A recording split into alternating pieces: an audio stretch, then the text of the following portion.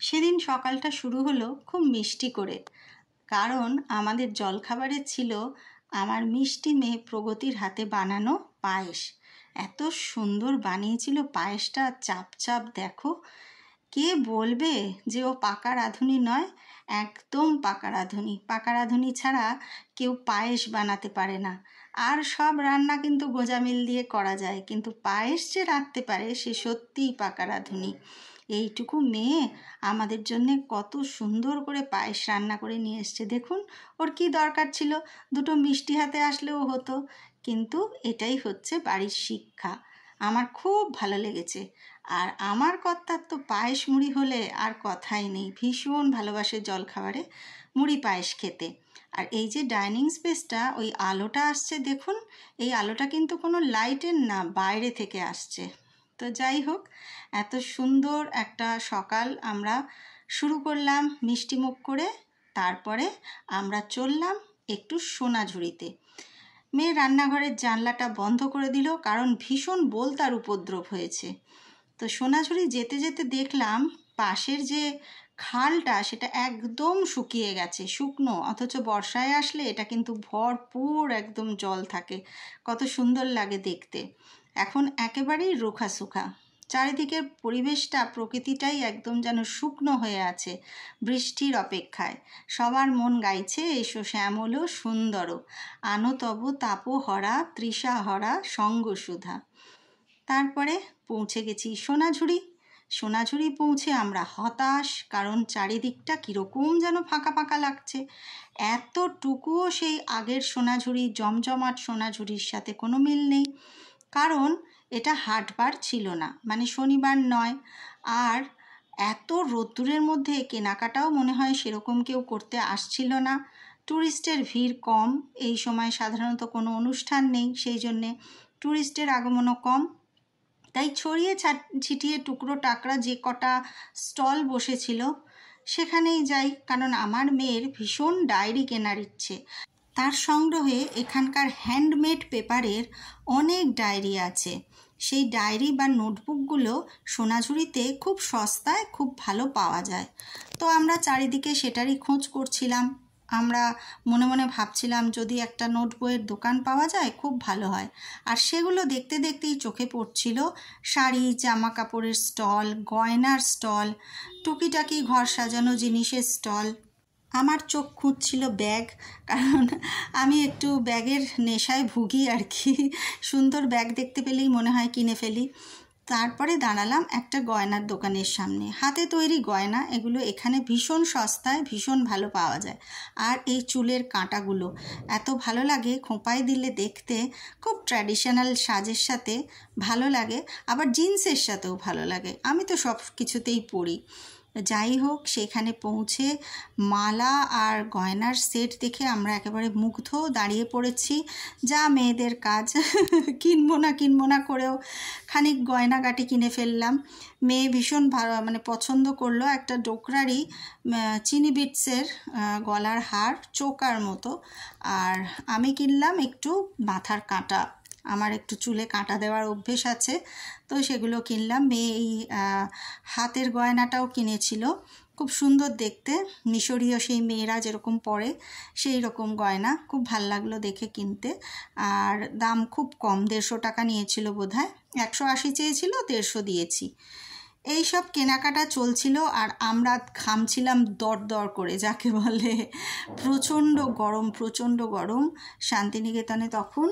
এখন যদিও বর্ষা নেমে গেছে, কিন্তু তখন ভীষণ গরম লাগছিল, জাস্ট 1 সপ্তাহ আগেই এই তো ঘুরে এলাম আমরা। তো গরমের মধ্যে মনে হচ্ছিল কখন আবার একটুখানি অটোটা চলবে বা টোটোটা চলবে, একটু হাওয়া পাবো, আরাম পাবো। আর দেখো গয়নাগুলো, তোমাদের ইচ্ছে হলে এটাকে জুম করেও দেখে নিতে পারো।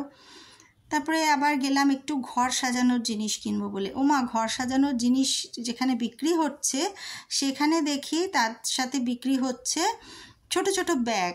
একটা আমার মেয়ে গোল গোল পার্স কিনলো, কি সুন্দর পার্সটা দেখাবো।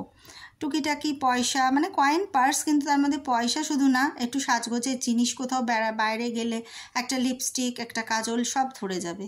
আর মেয়ে দেখাচ্ছিল ছবি, মেয়ে তো যেখানেই যায় ওর ছবি খুব পছন্দ, তাই ছবিগুলো দেখছিল আর বলছিল মা একটা কি নিয়ে যেতে পারি না। আমি ভাবছিলাম যে আবার একটা ছবি, আর আমি দেখাচ্ছিলাম দেখ কীরকম ঘামছি, এবার তাড়াতাড়ি কর, এখান থেকে বেরোই, এই রোদ্দুরটা আর নেওয়া যাচ্ছে না, ভীষণ রোদ্দুর। তো বাচ্চাদের যা হয়, এত সব জিনিস দেখে যতই রোদ্দুর থাক সে ভুলে গেছে, সে টুকিটাকি এটা ওটা সেটা দেখেই চলেছে। আমি বলছি কখন যাব, এরপর আর খাবার কিনবো কখন, কারণ আজকে রান্না করার ইচ্ছে ছিল না, আজকে সন্ধেবেলায় রান্না করব। সকালটা ঘোরার জন্য রেখেছি, আমি আর মেয়ে ঘুরবো। কর্তা তো দিব্যি শুয়ে ঘুম দিচ্ছে, সে বেরোবে না, সে বলছে তোমরা এখানে যেখানে খুশি ঘুরে এসো, আমাকে ডিস্টার্ব করো না, আমি আস্তে আস্তে উঠবো, স্নান করব, আমি বাড়িতে থাকবো। তো ঠিক আছে, তুমি বাড়িতে রেস্ট করো, আমি মেয়েকে নিয়ে ডিউটি করি। ঘুরতে বেরিয়েছি। আর দুপুরের রান্নাটা করব না, এখানে আমরা নিয়ে যাব ভেবেছিলাম। তো ওখানে যখন সোনাঝুরিতে দেখলাম যখন সেরকম স্টল নেই, আমার হঠাৎ মনে হলো আমার কুটিরের কথা। যখনই শান্তিনিকেতনে আসি একটু ফাঁক পেলে আমার কুটিরটায় আসি, তবে আমার কুটিরটা কিন্তু বেশ খানিকটা দূরে, মানে সোনাঝুরি থেকেও অনেকটা দূরে। তো সেই কারণে হাতে সময় না থাকলে আসা যায় না। তো আজকে যেহেতু রান্নার ঝামেলা ছিল না, তো আমি বললাম যে ঠিক আছে আজকে আমার কুটিরটাই তাহলে চল, ফেরার পথে আমার কুটির হেঁসেল থেকে রান্না মানে দুপুরের খাওয়াটা নিয়ে নেব, কারণ আমার কুটির হেঁসেল ঘরে ভীষণ ভালো রান্না হয়, বাঙালি রান্না যেটা বলে। মাঝপথে দেখলাম বোধহয় শুটিং হচ্ছে, ক্যামেরা এবং প্রচুর লোকজন, আমরা আর থামলাম না, আমরা এগিয়ে চললাম আমার কুটিরের পথ দিয়ে। আর দেখো চারপাশটা কি সুন্দর সাজানো, আর এই যে লাল মাটিটা, এটা কিন্তু এখন একদম মেন যে বোলপুর বা শান্তিনিকেতন সেখানে দেখা যায়ই না প্রায়, কারণ সেখানে সবই পিচ ঢালা রাস্তা হয়ে গেছে। যেহেতু নগর উন্নয়ন হয়েছে, এগুলো তো মেনে নিতেই হবে, কিছু করার নেই। যাতায়াতের সুবিধের জন্যে এখন এত লোকজন হয়, সেই জন্যে অনেক রাস্তাই লাল মাটি থেকে পিচ ঢালা রাস্তা হয়ে গেছে, কিন্তু এই আমার কুটিরের পথটা কিন্তু এখনও লাল মাটি। আর আমার কুটিরের ভেতরে কিন্তু শুটিং করতে দেয় না, সেই জন্যে আমরা এখানে ভিডিও করতে পারিনি। আমরা যাচ্ছিলাম আমার কুটিরের দোতলায়। তো কেনাকাটা কি করলাম পরে দেখাবো। মেয়ে কেনাকাটা করে খুব আনন্দ পেয়েছে, আর সেটাই দেখাচ্ছে বেরোনোর সময়, দেখো কত কিছু কিনেছি, ওয়াও। আর এই দৃশ্যটা দেখে যে এত বড় একটা কাণ্ড হয়ে যাবে আমরা আশাই করিনি।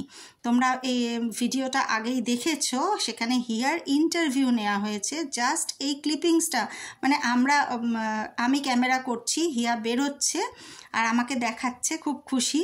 হঠাৎ এক স্টুডেন্ট, ওখানকার বিশ্বভারতীর স্টুডেন্ট, যিনি ওখানে পিএইচডি করছেন কেরালা থেকে এসে, উনি কেরালিয়ান ইন বর্ন, তো উনি এগিয়ে এসে বললেন আমি তোমার একটা ইন্টারভিউ নিতে চাই আমার কুটিরের পেজ থেকে, কারণ তুমি এত খুশি হয়েছো, তোমার হাসিটা আমার এত ভালো লাগছে যে আমি তোমার ইন্টারভিউটা আমার কুটিরের পেজে রাখতে চাই। তো আমরা বললাম ঠিক আছে, কোনো ব্যাপার না, আমরা তো খুব খুশি।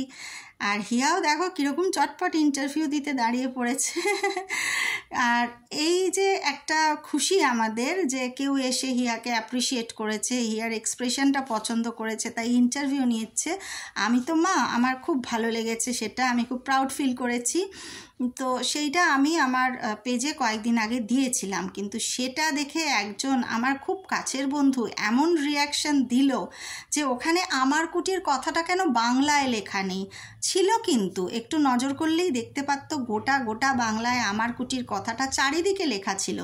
কিন্তু তার মনে হলো যে হোটেলের দোকানের মালিক আমার কুটিরটা ইংলিশে কেন লিখেছে, বাংলায় থেকে ব্যবসা করে ইংলিশ কেন কথা হবে, এই নিয়ে ব্লা ব্লা ব্লা অনেক কথাবার্তা, যেটা আমার এখন এই বয়সে এসে মনে হয় কি, যেখানেই আমি ঝামেলা দেখি না কাট অফ, মানে একদম কাট অফ। আমি পছন্দই করি না জীবনে আর ঝামেলা নেওয়া, কারণ সারাটা জীবন অনেক টেনশান, অনেক এইসব কথা কাটাকাটি, মনোমালিন্য এসবের মধ্যে দিয়ে যায়।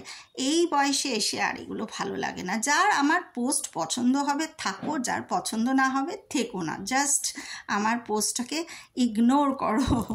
তো যাই হোক, আবার সেই আমার কুটিরের কথা বলি। আমার কুটির হেঁসেল ঘরে এই যে বড়ি টড়িগুলো দেখছো, এগুলো ওদের নিজস্ব প্রোডাকশান, বড়ি, মধু, ঘি, বিস্কুট, তারপরে আমরা একটা এনেছিলাম তিসির পাকোড়া, মানে এখন যেটাকে ফ্লাক্স সিড বলে সবাই খায় শরীরের জন্যে, তার পাকোড়া এত সুন্দর লেগেছিল খেতে, কি বলবো। আমরা লাঞ্চের অর্ডার দিলাম, লাঞ্চের অর্ডার দিয়ে একটু বসলাম সুন্দর সাজানো এই রেস্তোরাঁতে। এখানে কিন্তু সব কাঁসার বাসনে পরিবেশন করা হয়, তবে আমরা এখানে বসে লাঞ্চ খাবো না। আমার একটা অভিযোগ আছে। অভিযোগটা কি জানো? সেটা হচ্ছে আমার মেয়ে আর আমার কর্তা একদম রেস্টুরেন্টে বসে খেতে পছন্দ করে না, সবসময় পছন্দ করে বাড়িতে সেটা এনে গুছিয়ে বসে খাবে।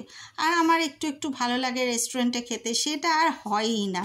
যাই হোক, এবারেও আমরা সমস্ত কিছু লাঞ্চ প্যাক নিয়ে বাড়ি ফিরবো। আর আমি ওই তিসির পাকোড়াটা দেখালাম তোমাদের, 40 টাকা নিয়েছিল 250 গ্রাম, খুব সুন্দর খেতে। তারপরে আমার কুটির সোসাইটি, আমার কুটির হেসেল ঘরের 1 প্লেট আমরা নিয়েছিলাম, 1 প্লেট না, 2টো ভেজ প্লেট নিয়েছিলাম আর মাছ নিয়েছিলাম। এই নিয়ে আমরা একটু বসে বসে কোল্ড ড্রিঙ্কস খেলাম মা মেয়েতে, তারপরে চলে এলাম বাড়িতে। আর দেখো টেবিল ক্লথটা, এটা কিন্তু একটা বাটিকের কাপড়, তার উপরে কাঁচটা রাখা আছে, কি অপূর্ব যে লাগছিল দেখতে। মানে সামান্য সামান্য হাতের কাজ দিয়ে কত সুন্দর করে, কত শৈল্পিকভাবে ঘর সাজানো যায়, শান্তিনিকেতন না আসলে বোধহয় এটা জানাই যায় না। আর চারিপাশে বাগান খুব সুন্দর করে সাজানো। আমার মেয়ে আবারও খুব খুশি খাবার দাবার পেয়ে, কেন কি এর মধ্যে তার প্রিয় আলু পোস্ত রয়েছে। আলু পোস্ত খেতে আমার মেয়ে ভীষণ ভালোবাসে। আর এই যে ওপরে ঘরগুলো দেখছো, এখানে কিন্তু রাতে থাকাও যায়। আর দেখো লেখাটা কিন্তু বাংলাতেই আছে যাই হোক, আমরা সেখান থেকে রওনা দিলাম বাড়ির পথে। আর বাড়ির পথে যেতে যেতে আড্ডা, গল্প মেয়ের সাথে সে তো হচ্ছিলই, আর চোখ ভরে দেখছিলাম প্রকৃতিকে। কলকাতায় থাকতে থাকতে যখন চোখটা ক্লান্ত হয়ে যায়, আমাদের এই শান্তিনিকেতন খুব খুব আমাদের মনের কাছাকাছি চলে আসে এই প্রকৃতির জন্যে। এত সুন্দর খোলামেলা প্রকৃতি, একদম মেন বোলপুর বা আশ্রমের আশেপাশের এই যে অঞ্চলগুলো, সেইখানে থাকলে খুব একটা ফিল করা যায় না, কিন্তু এই যত ভেতর দিকে আসা যায় শান্তিনিকেতনের এই প্রকৃতিটা, শান্ত পরিবেশটা, মানে শুধু ঝিঝি পোকার ডাক সকালবেলাতেও এত ভালো লাগে। এই যে রাস্তাগুলো দিয়ে যাচ্ছিলাম, আমরা চুপ করে যাচ্ছিলাম, মানে তখন আর কোনো কথা বলছিলাম না, মনে হচ্ছিল যেন জাস্ট ফিল করি এই নিস্তব্ধতাটা, এত ভালো লাগছিল। তারপর আর কি টুকটুক করে ফেরো ঘরে ঘরে ফেরার গান। আমরা চলে এলাম বাড়িতে। কর্তাকে এসেই বললাম, ব্যাস দেখো আমরা কত কেনাকাটা করেছি, আর দুপুরের খাবারও রেডি। হঠাৎ একটা মেসেজ পেলাম, কাকিমা আমরা সন্ধেবেলায় আসছি। ওফ, এই মেসেজটা ছেলের কাছ থেকে পেয়ে আমি যে কি খুশি হয়েছিলাম সেদিন, কি বলবো। আজকে আবার ওরা আসছে সন্ধেবেলায় আড্ডা দিতে, আর আমিও সেই বুঝে বসে গেলাম রান্নায়। জমিয়ে মাটন করতে হবে, খেয়ে দিয়ে উঠেই লেগে পড়েছি কাজে। আর আমার কুটিরের এই ক্লিপিংসগুলো আমাদের গত পুজোর সময় তোলা, ওখানে তো ভিডিও করতে দেয় না, তো কয়েকটা ছবি তুলে রেখেছিলাম, সেগুলোই তোমাদের দেখালাম। ওখানে কি কি পাওয়া যায় তোমাদের একটা আইডিয়া হবে। আমরা টুকিটাকি এরকম অনেক জিনিসই কিনতে থাকি, তাই পুজোর সময় এসেও কিনেছিলাম। ডোকরা, টেরাকোটা, চামড়ার কাজ, বেতের কাজ, বাঁশের কাজ, ভীষণই ভালো। আমার মেয়ে তো এবারে একটা বাটিকের চটি কিনলো, এত সুন্দর, এত নরম, ওর পরে ভীষণ আরাম হয়েছে। লেদার বুটস ভীষণ ভালো। আর সবথেকে বড় কথা কি জানো, ভীষণ সস্তা, আমার তো মনে হয় তাই। এগুলো সব চুলের কাঁটা আর টেরাকোটার জিনিসও ভর্তি, যেগুলো কাউকে গিফট করার জন্যে, ঘর সাজানোর জন্যে ভীষণ ভালো, মানে কেনাকাটার ভীষণ ভালো আইটেমস, সমস্ত গিফট আইটেমস পাওয়া যায়। আর নোটবুক তো পাওয়া যায়, যার জন্য হিয়া গেছিল, সেই নোটবুক তো প্রাণ ভরে কিনেছে। একদিন তোমাদের হিয়ার নোটবুক কালেকশন দেখাবো। আর কি বলি, দেখো এই দুর্গা মূর্তিটা গালা দিয়ে তৈরি, কি সুন্দর না, খুব ভালো লাগে দেখতে। আর নানা রকম ডিজাইনের আঁকা, আমি তো এত আঁকার কিছু বুঝি না, আমার মেয়ে হলে বলতে পারতো এটা এই আঁকা, ওটা ওই আঁকা আমি এত বুঝি না। কাঠের এই বাটিগুলো কিন্তু কাঠের, এই ঘড়িটাও কাঠের, তার নিচে গালা দিয়ে ওই মোটিফগুলো করা আছে। এই যে এগুলো ভাস, এগুলো ফুলের ভাস। তো যেগুলো যেগুলো আমি চিনতে পারছি তোমাদের বলছি আর কি। আর জুটের জিনিসও পাওয়া যায়। আর ওখানে গিয়ে আমাদের একটা দারুণ প্রাপ্তি হয়েছিল, অভিনেত্রী মানে বিশিষ্ট অভিনেত্রী সুদেষ্ণা রায়ের সাথে দেখা হয়ে গেছিল। তো সেই জন্য আমরা ছবি তুলে রেখেছিলাম, আর হিয়া অটোগ্রাফও নিয়েছিল। তারপরে এসছিলাম সোনাঝুরিতে, সেবার সোনাঝুরিতে ছিলাম। যাই হোক, অনেক গল্প করলাম, তোমাদের অনেক সময় নষ্ট করলাম। গল্প করতে তো ভালোবাসি, সব গল্প হলেও সত্যি। আজকে তাহলে আসি, আবার দেখা হবে বন্ধু। সবাই ভালো থেকো। আজকের মতো নমস্কার।